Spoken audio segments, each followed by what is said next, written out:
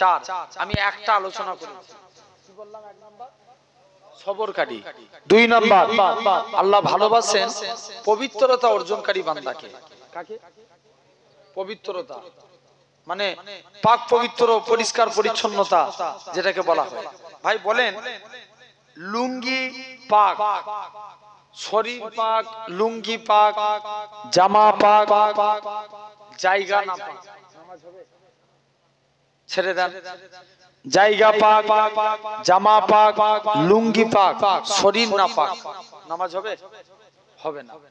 আসেন, এই আমাদের পাক পবিত্র হওয়ার দরকার আছে না নেই?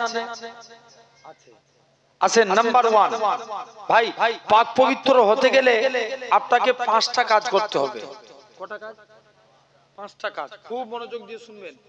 নাম্বার ওয়ান, ইসলামী শরিয়াতের ফিতরাত হচ্ছে 5টা। কটা? 5টা। এক নাম্বার, মাথার চুল কাটা। কি কাটা? মাথার চুল। কতদিন ছাড়া কাটবো? 41 দিন অন্তর। কতদিন? 41 দিন। এর বেশি হলে কি হবে? শরীর নাপাক হয়ে যাবে, জেনে রেখে দেন। এই 41 দিন অন্তর চুল কাটবো। সমাজে দেখবেন এখন চুল কাটার স্টাইল 100 রকম স্টাইল। কত রকম? 100 রকম। সমাজে 100 স্টাইলে চুল কাটে। দেখবেন অনেকের পিছন দিয়ে তাকাবেন, দেখবেন যেন মনে হচ্ছে টিকটিকি বসে আছে, এত ডিজাইন। কদিন আগে একটা কলাঘাটে জলসা করলাম, এই পুরো তলাটা একদম জিরো, মানে চেঁচেছে, তারপরে একটুখানি বড়, তারপরে আরেকটু বড়, মানে ডিজাইন হচ্ছে। কথাই যাচ্ছে না? আবার তার উপরে আরেকটু বড়, আবার উপরটাতে মাঝে মাঝে সাদা সাদা করেছে। যুবক হয়ে বুড়ো সাইতে গেছে। কি করে না? তাহলে দেখেন অনেকে আপনার রোনালদোর ভক্ত, সেলুন দোকানে যে বলে আমাকে একটু রোনালদোর মতন চুল কেটে দাও। অনেকে মেসি ভক্ত, আমাকে মেসির মতন চুল কেটে দাও। অনেকে কোহলি ভক্ত, আমাকে কোহলির মতন চুল কেটে দাও। অনেকে সালমান খান, শাহরুখ খান। ভাই আমরা তো সেলুন দোকানে যে সবাই স্টাইলে চুল কাটি, আমরা কেউ একবারও যে বলেছি সেলুনওয়ালা ভাই আমার চুলটা একটু নবীর স্টাইলে কেটে দাও? কেউ বলেছি? কোন দিনের জন্য আমরা বলিনি। তারই তো সেলুনওয়ালা কনফিউজ হয়ে যাবে, ইয়া আল্লাহ নবীর স্টাইল আবার কি? এদিকেও ছোট, উপরেও কথা কই না, ছোট, ধারেও ছোট, উপরে ছোট। এটা হচ্ছে নবীর স্টাইল, জেনে রেখে দেন। তাহলে আমরা নবীর স্টাইলে চুল কাটবো, বলেন ইনশাআল্লাহ। জোর করে বলো। আগামী এই যে আর 2 মাস 3 মাস পর যে ঈদ আসবে, 3 মাস পরে তো এটা কি অগ্রহায়ণ মাস ছেড়ে দেন না, পৌষ মাঘ ফাল্গুন, তাই তো? তারপরে রোজা পড়ে যাচ্ছে, তাই 3 মাস আর বাকি আছে। মনে করে এই আসন্ন ঈদে যুবকদের একটা কাটিং হবে। এবছর স্টাইল নিয়ত করে নেন যে নবীর কাটিং এ চুল হবে, বলো ইনশাআল্লাহ। হবে তো নাকি? বলে হুজুর তুমি বলে যাচ্ছ তো, কি হয়েছে? পালন করলে তো। জেনে রেখে দাও ভাই, শুনেন তাহলে, শুধু নকল করেন। কি মুসা নবীর জামানায় সামিরা বলে এক ব্যক্তি ছিল, সামিরা। সে মুসা নবী সবসময় নকল করত। মুসা নবী যেমন ভাবে টুপি পরতেন, সামিরা ওইভাবে টুপি পরত। মুসা নবী যেমন ভাবে পাগড়ি পরতেন, সামিরা ওইভাবে পাগড়ি পরত। মুসা নবী যেমন ভাবে আপনার কি বলেন, মুসা নবী যেমন ভাবে আপনার পায়জামা পরতেন, স্বামীরা ওইভাবে পায়জামা পরত। মুসা নবী যেমন ভাবে আপনার এরকম ভাবে জুব্বা পরতেন, স্বামীরাও যেমন ভাবে লাঠি নিয়ে চলতেন, স্বামীরা ওইভাবে চলত। এখন ফেরাউন তারা করলো মুসা নবী, যে ফেরাউন তারা করলো মুসা নবী, যে আস্তে আস্তে করে মুসা নবী পৌঁছে গেলেন কোথায়? ফের আপনার নীল নদের কাছে। আল্লাহ বলছে মুসা লাঠি ঠেকাও। পানি কি হলো? রাস্তা দুভাগ, মাঝখান দিয়ে রাস্তা। মুসা নবী পানি পার হলেন, পানি পার করি মুসা নবী আল্লাহর কাছে ফরিয়াদ করছে, আবার পার ফেরাউনও পানির মাঝখান দিয়ে চলে গেছে, প্রায় অনেকটা চলে গেছে। আল্লাহ বলছে মুসা আবার লাঠি ঠেকাও, আবার পানি সমান হয়ে গেল। ফেরাউন সবাই ডুবে মারা গেল। আল্লাহ সামিরাকে বাঁচিয়ে দিল। সামিরাকে। আর মুসা নবী সামিরাকে দেখতে পেয়ে আল্লাহকে বলছে, আল্লাহ আল্লাহ তুমি আগে, আল্লাহ ফেরাউনের আগে এই সামিরাকে মারতে পারলেন? আল্লাহ বলছে কেন রে? মুসা রাগী না ঠান্ডা? কথা বলেন। অনেক রাগী না? অনেক রাগী নবী ছিলেন। আল্লাহ তুমি আগে সামিরাকে মারতে পারলে না? আল্লাহ বলছে কেন? আল্লাহ মুসা নবী বলছে আল্লাহ কারণ এই দিন রাত আমাকে জ্বালাতো। আল্লাহ বলছে মুসা তোমার স্টাইলকে আমি আল্লাহ কবুল করেছি, আর তোমার স্টাইল কপি করেছে সামিরা, এর জন্য আমি আল্লাহ সামিরাকেও মাফ করে দিয়েছি। তাহলে আমরাও যদি নবীর স্টাইল কপি করি আল্লাহ মাফ করতে পারে না? পারে না? পারে না? অবশ্যই পারে। বেশি কাজ নয়, একটা দুটো করেন। যুবক যখন স্যুট পরবেন আগে কোন পা দিবেন? ডান পা। পায়জামা পরবেন ডান পা, পাঞ্জাবি পরবেন ডান হাত, গেঞ্জি পরবেন ডান হাত, জ্যাকেট পরবেন ডান হাত। এই ডান ডান ডান কিয়ামতের দিন আল্লাহ বলবে তোরা যারা ডানপন্থী আছিস এগিয়ে আয়। বান্দা জিজ্ঞেস করবে কেন আল্লাহ? আল্লাহ বলবে যা, আমার মুস্তাফা রাইট সাইডকে ভালোবেসেছে, তোরা আমার নবীর সুন্নত মেনেছিস, আমি আল্লাহ তোদের নাজাত দিয়ে দিলাম। কোন দিকটা মানার জন্য? ডান দিকটা। তাহলে আমরাও যদি পালন করি আল্লাহ মাফ করতে পারে না? পারে না? অবশ্যই পারে। তাহলে আমরাও নবীর স্টাইলকে কপি করব, বলো ইনশাআল্লাহ। যারা নবীকে মেনেছিল দেখেন, মেনেছিল আল্লাহর ওলি ইমামে আজম আবু হানিফা রাহমাতুল্লাহ আলাইহি। হুজুরের বয়স ছিল 13 বছর।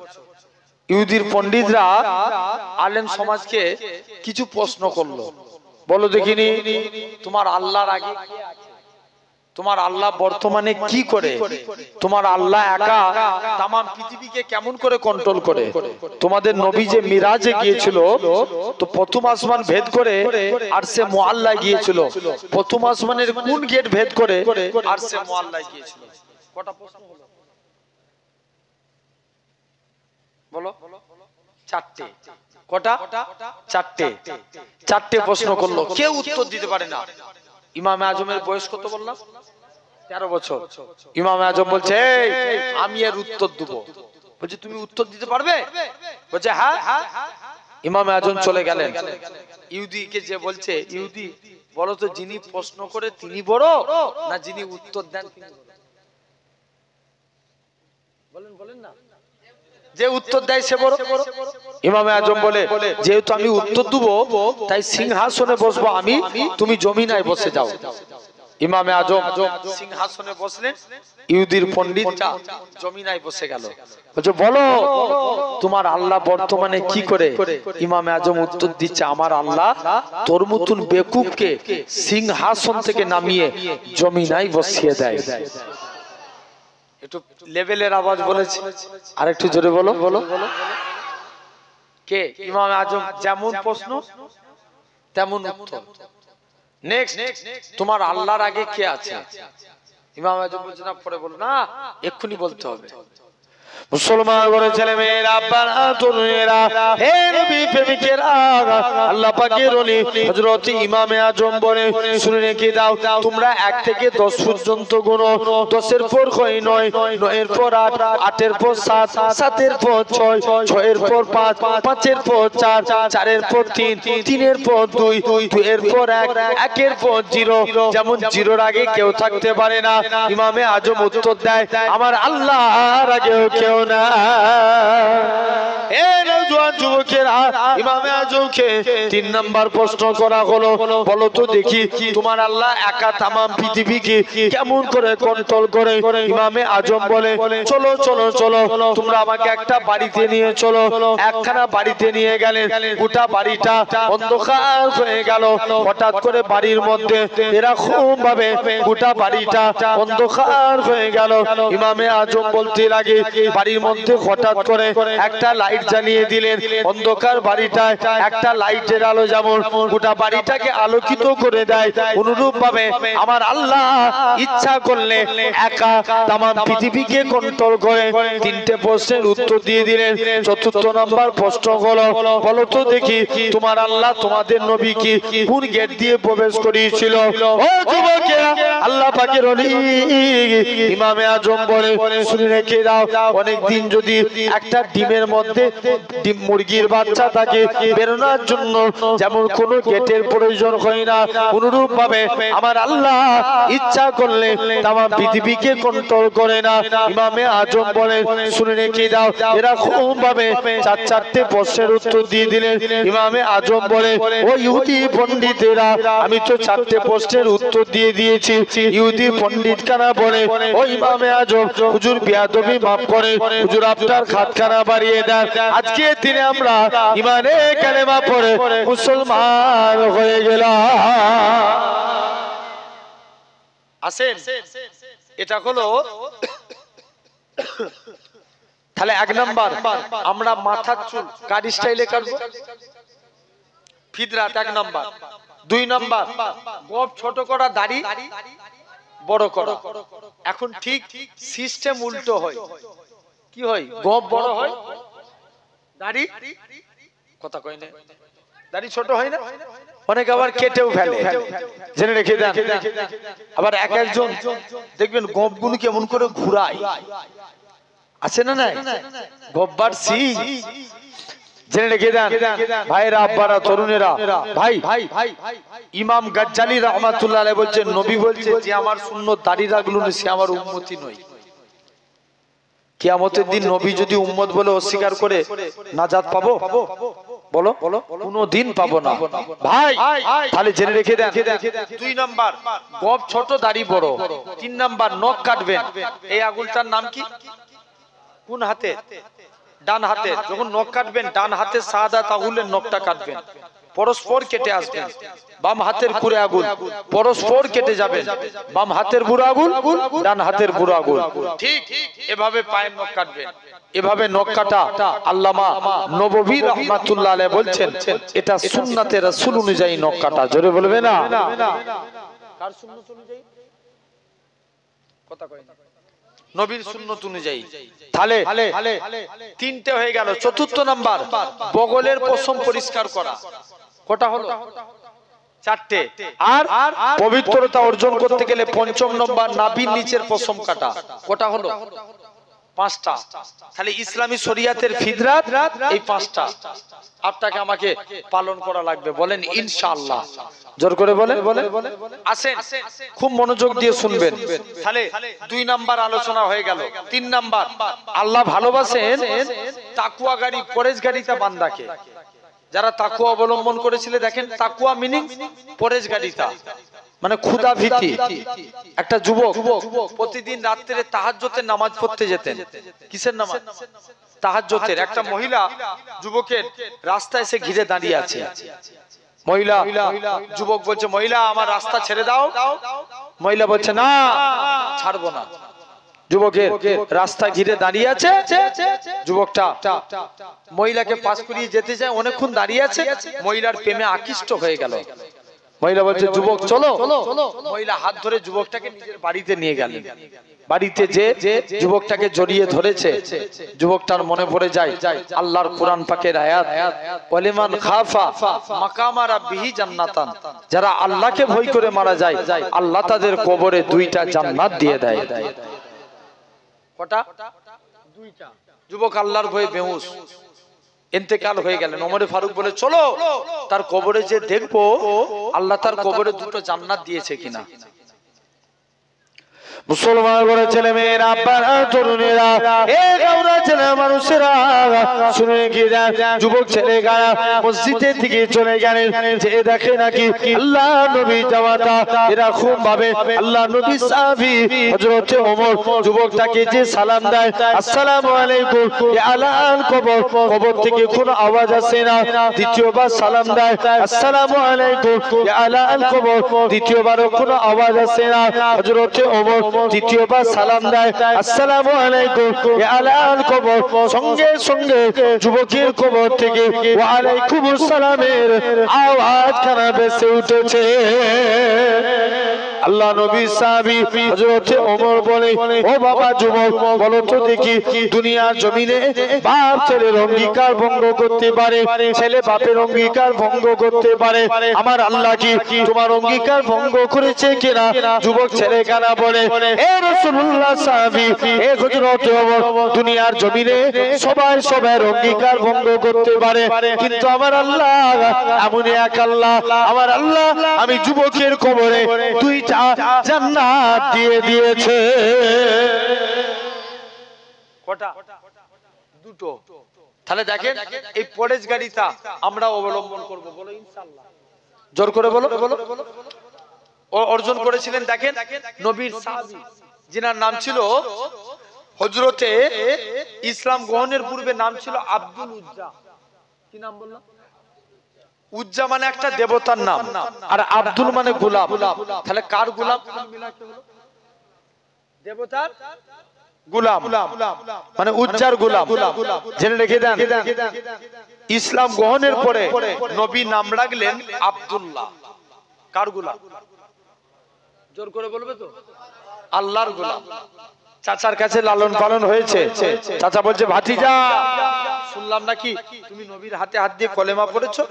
বলছে, চাচা কেমন ইমানি পাওয়ার দেখেন চাচা, আকাশে সূর্য উঠা যেমন সত্য কথা, আল্লাহর কসম নবীর হাতে হাত দিয়ে কলেমা পড়েছি, এটাও সত্য।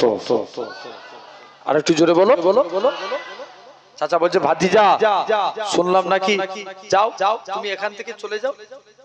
ভাতিজা কাছ থেকে চুপচাপ চলে আসলে, ভাতিজা শুনলাম নাকি তুমি আজকের দিনে কলেমা ত্যাগ করে দিয়েছো, তুমি কলেমা পড়েছো। হ্যাঁ চাচা, তোমাকে অনেক সম্পত্তি দিয়েছি, আমার সম্পত্তি ফিরিয়ে দাও। তুমি যে পরনায় কাপড় পরে আছো, এটাও তো আমার টাকার, কাপড় খুলে দাও। তুমি যে লজ্জাস্থান ঢেকে আছো, লুঙ্গি, এটাও তো আমার। চাচা এই কাজ করবেন না, পরে ডবল দিয়ে দেবো না। জোর করে লুঙ্গি খুলে নিলেন। আল্লাহ নবী সাহাবী হযরত আব্দুল্লাহ রাদিয়াল্লাহু তাআলা আনহু, হুজুর আমার লজ্জাস্থান খানা হাতের গোড়ের মধ্যে ঢেকে দৌড়ে দৌড়ে নিজের মায়ের কাছে যায়। ও জনম দুঃখী মা, মা গো তুমি আমার দিকে তাকাবে না মা, ইসলাম মানার জন্য মক্কার কাফেররা আমাকে বস্ত্রহীন করে দিয়েছে। মা গো তোমার কাছে যদি চাদর থাকে তুমি আমায় একটা চাদর দাও। ও যুবকেরা, মায়ের কাছ থেকে একখানা চাদর নিয়ে দৌড়ে দৌড়ে দৌড়ে আল্লাহ নবী শীতের টাইম খালি পায়ে খালি গায়ে চাদর, কেবল পরনার চাদর খানা আছে, দৌড়ে দৌড়ে দৌড়ে আল্লাহ নবীর হুজরা মুবারকে হাজির হয়ে গেলেন। আল্লাহ নবীকে যে সালাম খানা দিতে লাগে, আসসালাতু ওয়াসসালামু আলাইকা ইয়া রাসূলুল্লাহ হাবিবাল্লাহ। ও যুবকেরা, আল্লাহ নবী সালামের উত্তর খানা দিলেন। ও বাবা সাহাবী, কি জন্য তুমি সালাম দাও? আল্লাহ নবী সাহাবী হযরত আব্দুল্লাহ বলতে লাগে, ইয়া রাসূলুল্লাহ হাবিবাল্লাহ, হুজুর বেয়াদবি maaf করেন, হুজুর ইসলাম মানার জন্য মক্কার কাফেররা আমাকে বস্ত্রহীন করে দিয়েছে। আল্লাহ নবী বলে, বাবা সবর করো। নবী গেলেন আর এলেন, নবী আমার দুইটা জুব্বা নিয়ে এসে আব্দুল্লাহর কাছে ধরিয়ে দিলেন। ও বাবা আব্দুল্লাহ, আজ থেকে দুইটা জুব্বা আমি নবী তোমায় দিয়ে দিলাম। হযরত আব্দুল্লাহ বলে মনে মনে চিন্তা করে, আল্লাহ পাক আমি কত বড় সৌভাগ্যবান, মক্কার কাফেররা আমার গায়ে দিয়ে ইসলাম মানার জন্য বস্ত্র কিনে নিয়েছে, আর আজকের দিনে আমি আব্দুল্লাহ হাবিবুল্লাহর পরনার বস্ত্র পেয়ে গেছি। ও যুবকেরা, এরা এরকম ভাবে জোর করে কাঁদে। হযরত আব্দুল্লাহ কেঁদে কেঁদে বলেছিলেন, ইয়া রাসূলুল্লাহ হাবিবাল্লাহ, হুজুর আপনি আমার জন্য দোয়া করুন, আমি যেন শহীদ হয়ে মরতে পারি। আল্লাহ নবী বলে, ও বাবা আব্দুল্লাহ কেঁদো না বাবা, কেঁদো না, আমি নবী তোমার জন্য দোয়া চাই, আল্লাহ যেন তোমাকে শহীদি মরণ নসিব করে দেয়। হযরত আব্দুল্লাহ এরকম ভাবে, আমি নবী তোমার জন্য দোয়া চাইছি, আল্লাহ পাক আমার আব্দুল্লাহ রক্ত কাফেরদের জন্য আমি নবী হারাম করে দিলাম। হযরত আব্দুল্লাহ জোর করে কাঁদে, ইয়া রাসূলুল্লাহ হাবিবাল্লাহ, হুজুর আমি দোয়া চাই এক, আপনি চাইেন এক, এর কারণটা কি? আল্লাহ নবী বলে, ও বাবা আব্দুল্লাহ শুনে রেখে দাও, আমি নবী তোমার জন্য দোয়া চাই, তুমি যদি এমনিও মারা যাও আল্লাহ তোমায় শহীদি মরণ নসিব করবে। হযরত আব্দুল্লাহ জোরে জোরে কোরআন পড়তে, আল্লাহ নবী সাহাবীরা আল্লাহ নবী দরবারে এসে নালিশ করে, ইয়া রাসূলুল্লাহ হাবিবাল্লাহ, ইয়া রাসূলুল্লাহ হাবিবাল্লাহ, হুজুর আব্দুল্লাহকে কোরআন পড়া থেকে বন্ধ রাখো। আল্লাহ নবী বলে, ও বাবা সাহাবীরা তোমরা আমার আব্দুল্লাহর মনে কষ্ট দিওনি বাবা, আমার আব্দুল্লাহর মনে দুঃখ দিওনি, কেননা আমার আব্দুল্লাহ দুনিয়া বেঁচে ইসলাম কবুল করেছে। ও যুবকেরা, কিছুদিন পরে আল্লাহ নবীর দরবারে খবর আসলো, আল্লাহ নবী সাহাবী আব্দুল্লাহ শরীর কানা অসুস্থ হয়ে গেছে। হযরত আব্দুল্লাহ 3 দিন পরে খবর আসলো, আল্লাহ নবী সাহাবী হযরত আব্দুল্লাহ ইন্তেকাল হয়ে গেছে। আল্লাহ নবী সাহাবীদেরকে বললেন, ও বাবা সাহাবীরা চলো চলো তোমরা আমাকে আব্দুল্লাহ কবরের কাছে নিয়ে চলো। কবর খনন করা কমপ্লিট, আব্দুল্লাহর কবরে আল্লাহ নবী নেমে গেলেন। নবী আমার ডান দিকে, ও আমার বন্ধু আবু বকর তুমি আমার ডান দিকে নেমে যাও, ও আমার বন্ধু ওমর তুমি আমার বাম দিকে নেমে যাও। আল্লাহ নবী মাঝখানে আছে, ডান দিকে আবু বকর, বাম দিকে ওমর। উপর থেকে এক সাহাবী ছিলেন কবরের উপরে, যিনার নাম ছিল আবু সাঈদ খুদরি রাদিয়াল্লাহু তাআলা আনহু। হুজুর আমার জোর করে কাঁদে, ওরে আব্দুল্লাহ তুমি কত বড় সৌভাগ্যবান, কেননা তোমার কবরে দিন দুনিয়া বাদশা হাবিবুল্লাহ দাঁড়িয়ে আছে।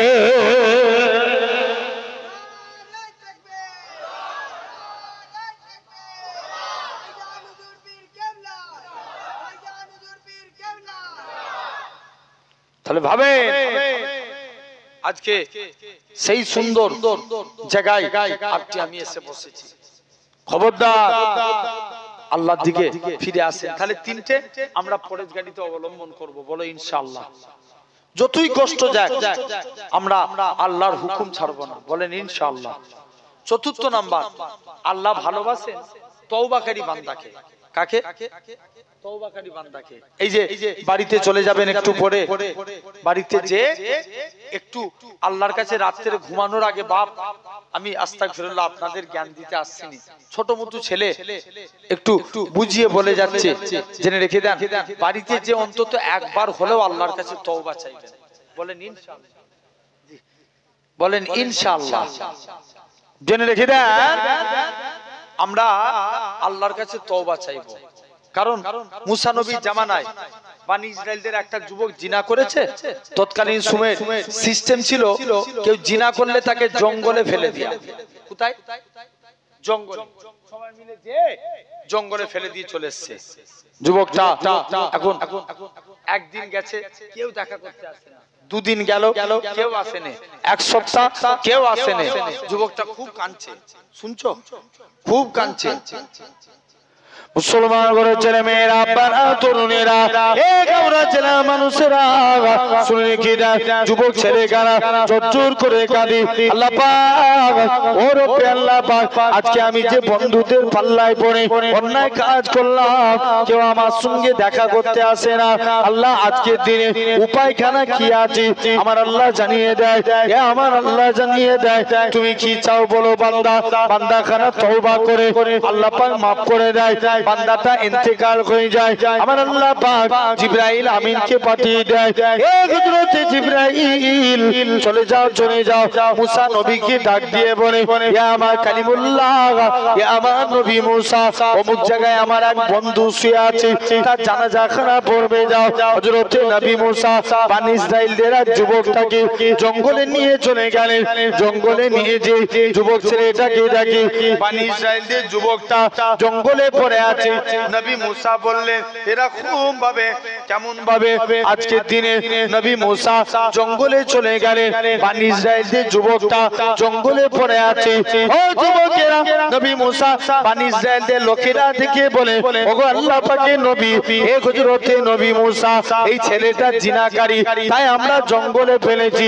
নবী মুসা বলে, আল্লাহ পাক আপনি বলেন ই নাকি আপনার বন্ধু, আর বনি ইসরাইলদের লোকেরা বলে ই নাকি জিনাকারী। আল্লাহ এটা কেমন করে সম্ভব? আমার আল্লাহ জানিয়ে দেয়, ইয়া আমার কালিমুল্লাহ, ইয়া আমার নবী মুসা, ওই বান্দাটা জিনা করেছিল ঠিকই কথা, কিন্তু আমি আল্লাহ পাক আমার কাছে তওবা চেয়েছি, আমি আল্লাহ তার জীবনে পাখার গুনাহটাকে ক্ষমা করে দিয়ে আমি আল্লাহ তাকে আমার বন্ধুই পরিণত করে দিয়েছি। যাও, আমি আল্লাহ তাকে মাফ করে দিয়েছি। তাহলে খবরদার, কটা কাজ বললাম? চারটে। আমরাও এই চারটে পালন করার চেষ্টা করব, বলেন ইনশাআল্লাহ। আসেন, যেহেতু এটা বড় পীর সাহেবের স্মরণীয় সালের সব, হ্যাঁ কি না ভাই? আমাদেরকে মাথায় রাখতে হবে, হাক্কানি আল্লাহর ওলি আমরা তাদের মেনেছি, মানবো, বলেন ইনশাআল্লাহ। কেউ বললে ছেড়ে দেওয়া যাবে? এখন দেখবেন ভাই, ইবলিস যুক্তি তর্ক দেয়, ইবলিস তর্ক দেয় আল্লাহ নাই 99টা। কটা? তাহলে আল্লাহ নাই বলে মেনে নেবেন? কথা বলেন, মানা যাবে? জেনে রেখে দেন ভাই, আমরা হাক্কানি আল্লাহর ওলিদের মেনেছি, মানবো, মরণ পর্যন্ত মেনে যাব, বলেন ইনশাআল্লাহ। কথা ঠিক না ভুল? বড় পীর হোক না না হোক, এমন একটা টাইমে পাঠিয়েছিলেন যে টাইমে ইসলামের খুব দুর্দিন ছিল। একটা ভিখারি এসে বলছে, হুজুর আমার একটু হাত ধরে তুলে দেন। হুজুর যে হাত ধরে তুলেছে, ভিখারিটা যুবক হয়ে গেছে, এই মুরব্বি যুবক হয়ে গেছে। কি হয়েছে? বড় বিশাল তো কনফিউজ, ইয়া আল্লাহ ই কি হলো? একটু আগে ছিল বুড়ো, এখন হয়ে গেছে কি যুবক, ইয়ং। সেই বড় পীর রাস্তা দিয়ে হেঁটে হেঁটে যাচ্ছে, করার মধ্যে বাবুর্চি ডিম ভাইছে। কি ভাইছে? ডিম ভাইছে। এখন বাবুর্চি ডিম ভাইছে করার মধ্যে, এখন বড় বিশ্বাস বলছে, তোমরা মুরগির বাচ্চাগুলোকে মেরে দিচ্ছ কেন? বলছে, না হুজুর, আমরা তো ডিম ভাইছি। যেই দ্বিতীয়বার তাকিয়েছে, দেখে আল্লাহর হুকুম করার মধ্যে মুরগির বাচ্চা। আর একটু জোরে বলা গেল না? কোন বড় পীর? আল্লাহ যার মাকাম একদিনে 70 জায়গায় দাওয়াত নিয়েছে। কত জায়গায়? 70 জায়গায় দাওয়াত নিয়েছে, 70 জায়গায়। এখন ই পাড়ায় এসে বলছে, বড় পীর কালকে আমার বাড়িতে খেয়েছিল। ই বলছে, না বড় পীর আমার বাড়িতে। ই বলছে, না বড় পীর আমার বাড়িতে। এরম ভাবে একদিনে 70 জায়গায় দাওয়াত নিয়েছে। এখন দেখতে পাওয়া যায়, লাস্টে গেলে বড় পীর আব্দুল কাদের জিলানী আল বাগদাদি রাহমাতুল্লাহ আলাইহি গাছতলায় বসে ইবাদত করছে, বলছে উপর দিকে তাকা। যেই উপর দিকে তাকিয়েছে, দেখে 70টা আব্দুল কাদের জিলানী বসে আছে। জেনে রেখে দেন, সেই বড় পীর। ও মাঝে মাঝে এক চোর হুজুরের কাছে গেছে, 30 বছর চুরি করছে, কেউ তাকে ধরতে পারে না। এরকম ব্রিলিয়ান চোর আছে না নাই? এমন ভাবে তোমার পকেট কেটে দিয়ে পালাবে, তুমি বুঝতে পারবে না কি ব্রিলিয়ান লেজেন্ড ছেলে একদম। জেনে রেখে দেন, এখন বড় পীরের আস্তে আস্তে বড় পীর সাহেবের কাছে গেছে, যে বলছে আজকে হুজুরের বাড়িতে চুরি করতে যাব, হুজুর যদি ধরতে পারে জানবো হুজুর বড় পীর, আর না ধরতে পারলে আমি চোর বড় পীর। যে দেখে বড় পীর আব্দুল কাদের জিলানী উপরের জুতো সব নিচেই করছে, আর নিচের গুলো উপরে। বড় পীর আব্দুল কাদের জিলানী কাজ করতে করতে উপরের জুতো নিচে আর নিচের গুলো উপরে। বড় পীর আব্দুল কাদের জিলানী যে দেখে এরকম পরিস্থিতি কি করা যায়, যে দেখে বড় পীর আব্দুল কাদের জিলানী বলছে যাই আজকের দিনে আমি যে দেখবো বড় পীর আব্দুল কাদের জিলানী আল বাগদাদি রাহমাতুল্লাহ আলাই হুজুর কি করলেন, আস্তে আস্তে করে বড় পীর আব্দুল কাদের জিলানী হুজুর তাড়াতাড়ি করে এখন দ্বিতীয় দিন তৃতীয় দিন দেখে সেম প্রবলেম, তৃতীয় দিনের দিনে বলছে দাঁড়া আজকে দেখবো কি অবস্থা। এসে দেখে বড় পীর আব্দুল কাদের জিলানী কাছে ওই চোরটা এসে হুজুরের পায়ে পড়ে গেছে, হুজুর বিয়াদবি মাফ করেন, আমি চোর সাক্ষ্য দিচ্ছি আপনি হচ্ছেন বড় পীর। ও কত আল্লাহ রাখুন, বড় পীরে হাজার হাজার কারামত আছে। এই আখিয়ারুল আকবার একটা কিতাবে দেখছিলাম, বড় পীর সাহেব বলছেন আমি বলে দিতাম যে তুমি বাড়িতে কি কাজ করছো, তুমি কালকে কোথায় যাবে, এই কথাগুলো বলে দিতে পারতাম যদি আমার মুখের মধ্যে শরিয়াতের লাগামটা না লেখা থাকতো। সেই বড় পীর হুজুরের স্মরণে মাহফিল, আল্লাহ হুজুরকে কি মাকাম করেছেন। মাঝে মাঝে জিকির করতে করতে বেহুশ হয়ে যেতেন, মুরিদরা যে কান্ত হুজুর আপনি আমাদের পীর হন, আব্বা হন, এরকম ব্যাপার কি। হুজুর বলছে বাবা শুনো, আমি যখন আল্লাহর জিকির করি না আল্লাহর প্রেমে ফানা হয়ে যাই। সেই বড় পীর আব্দুল কাদের জিলানী খবরদার, যিনি নবীর জন্য কেঁদেছেন 15 দিন না খা না দাও অবস্থায়, আল্লাহ নবীর দিদার চাই, নবীর দিদার পাইনে মন মেজাজ খুব খারাপ, এসে দেখে শরীর অচল হয়ে যাচ্ছে, তন্দ্রা এসে গেছে, যেই ঘুমিয়ে পড়েছে সঙ্গে সঙ্গে বড় পীর আব্দুল কাদের জিলানীর সঙ্গে আমার রাসূলুল্লাহ নূর চাঁদ মুখখানা দিদার নসিব হয়ে গেছে। সেই বড় পীর আব্দুল কাদের জিলানী আমরা হুজুরের স্মরণে এই জায়গায় বসেছি, ঠিক না বল, হুজুরকে মহব্বত করব, হুজুরের প্রেম অন্তরে রাখবো, হুজুরের জন্য দোয়া চাইবো। এই ডিউজ বল যদি এই দেয়ালটাই মারেন ফিরে আপনার কাছে আসবে না, আসবে। বড় পীর সাহেবের জন্য দোয়া চাইবো, ওই দোয়া অটোমেটিক আপনার আমার মাথার উপরে আসবে। কথা বুঝতে পারছেন না, এটাই ফায়দা। তাই আমরা জিয়ারত করি, হুজুরের জন্য দোয়া চাওয়া হবে, হুজুরের ইসালে সব। আমি কারণ 12টায় শেষ করব বলেছিলাম, অলরেডি 12টা বাজতে যাচ্ছে, আর আমি মানে 12টা অলরেডি বেজেই গেছে, ধরতে গেলে 5 মিনিট বাকি আছে, আর 12টায় শেষ করার কথা, এখনো 15-20 মিনিট লেগে যাবে। তারপরেও এই জলসাটা আমি এই ভাইগুলো অনেক মহব্বত করে ভালোবাসে। প্রতি আপনাদের গত বছরের মনে হচ্ছে কিছু চেয়ে গেছিলাম, আপনাদের কাছে কিছু চাইবো। 10টা ভাই